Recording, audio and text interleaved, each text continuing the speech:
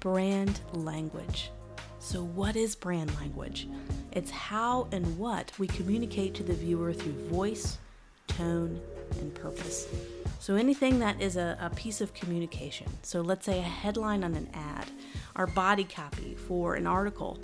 This is everything we write to the viewer that will be viewing anything we're creating. And the audience could be anybody. It could be someone we're advertising to. It could be in our brand standards manual where we're talking to whoever will be using our brand. It could be internal communications within the company.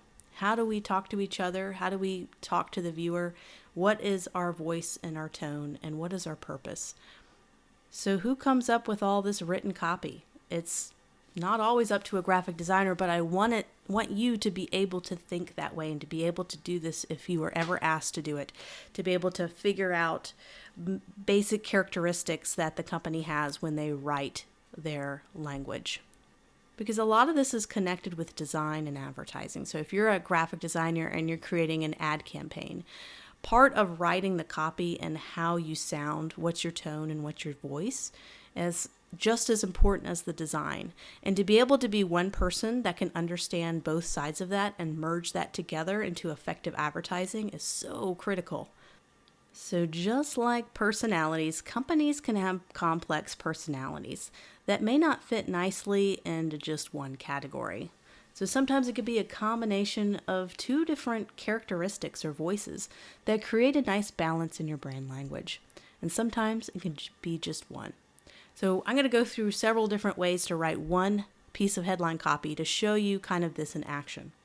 So let's say we had a typical social media ad, similar to the one that we developed when we were testing out our typography. There's a lot of different headlines or little quirky things we can say to represent our company and our mission, our goals, and our values. So let's say funny. If I wanted to be funny, I can say my chopsticks need a break. At first, it doesn't sound like a big deal, but when you start to think about it, my chopsticks need a break. Most of the time when you open up a sushi or a chopstick wrapper, you break it apart.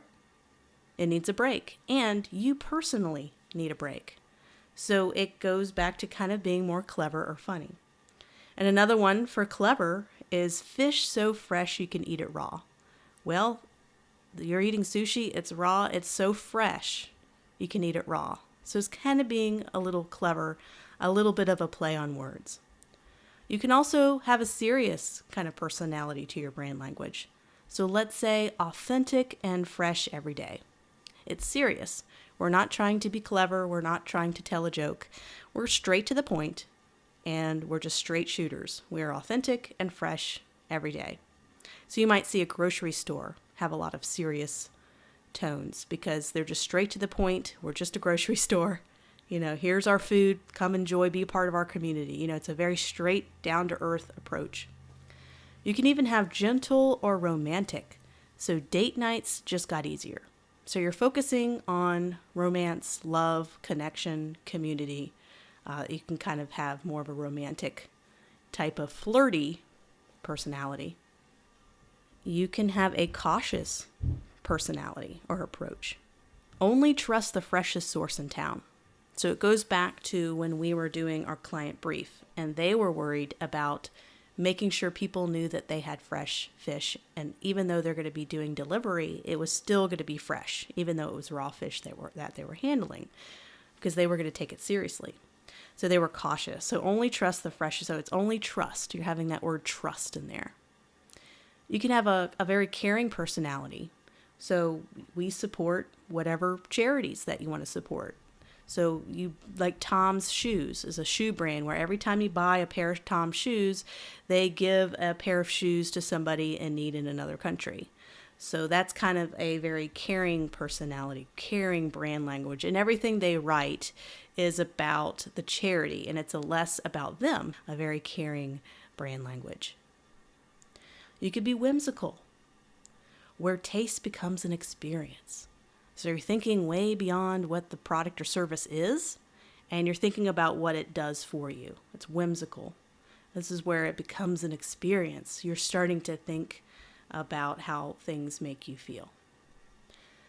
So these are all 8 totally different personality descriptions you can have, but there are more personalities in life or characteristics to people, just like there are different characteristics to companies. You don't have to fit perfectly in one of these categories. Like I said before, you could be a combination of funny and confident.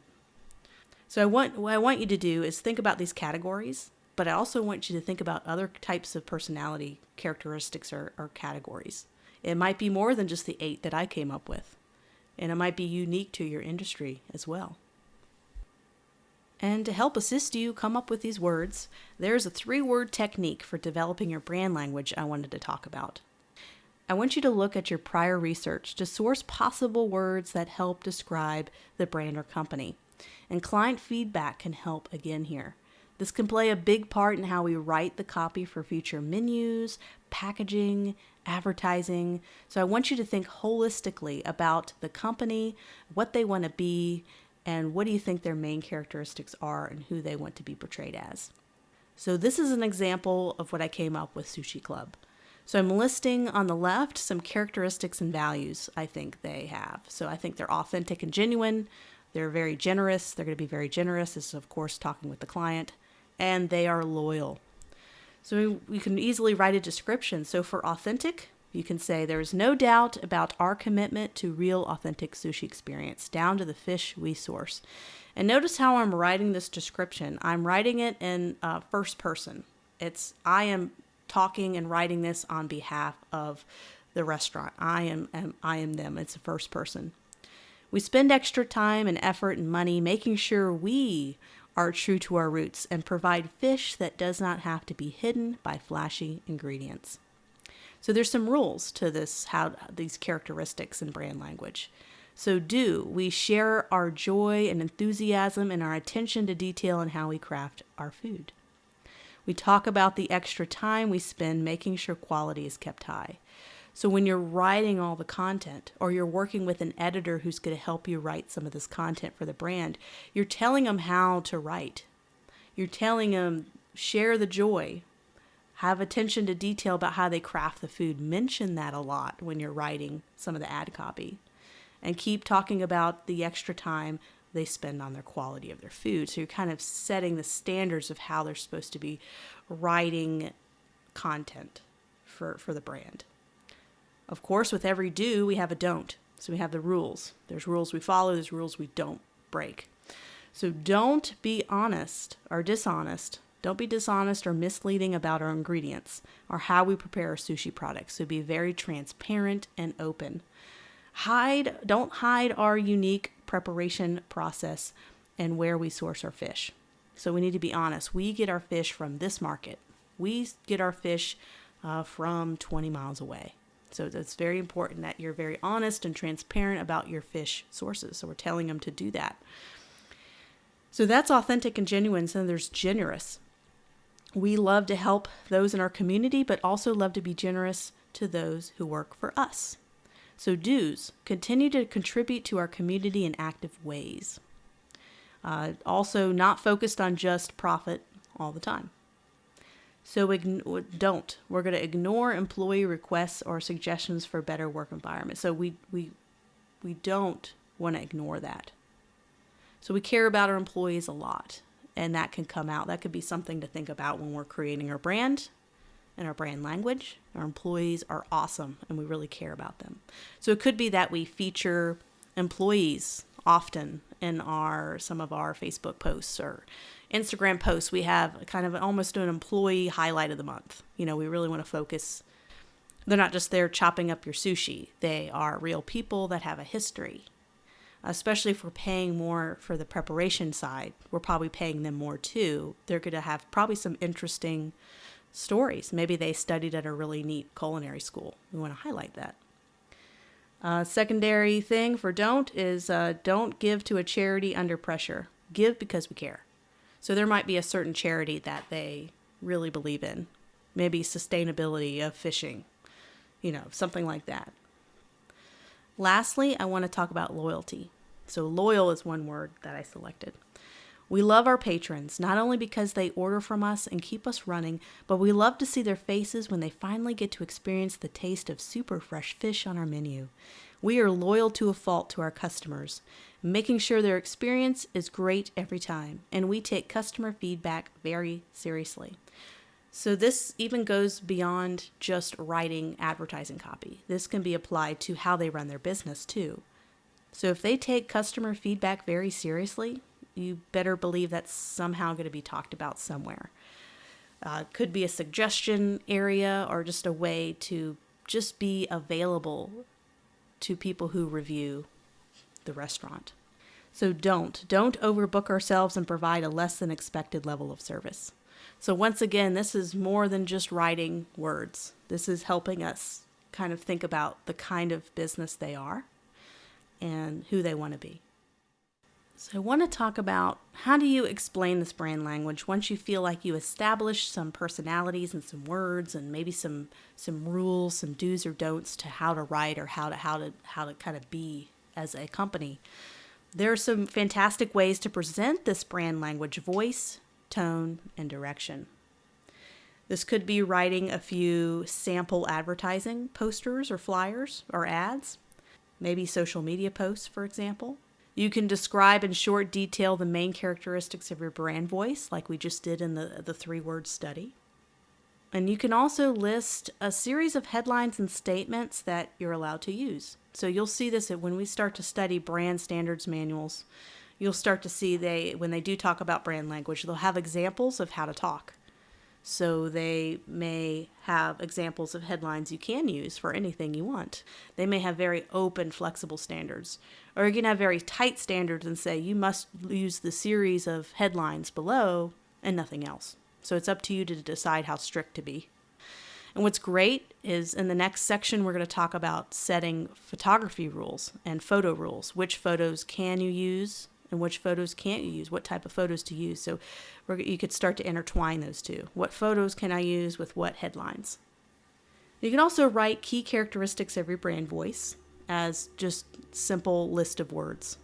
So in this case, it's authentic, clever, bold, memorable, and playful.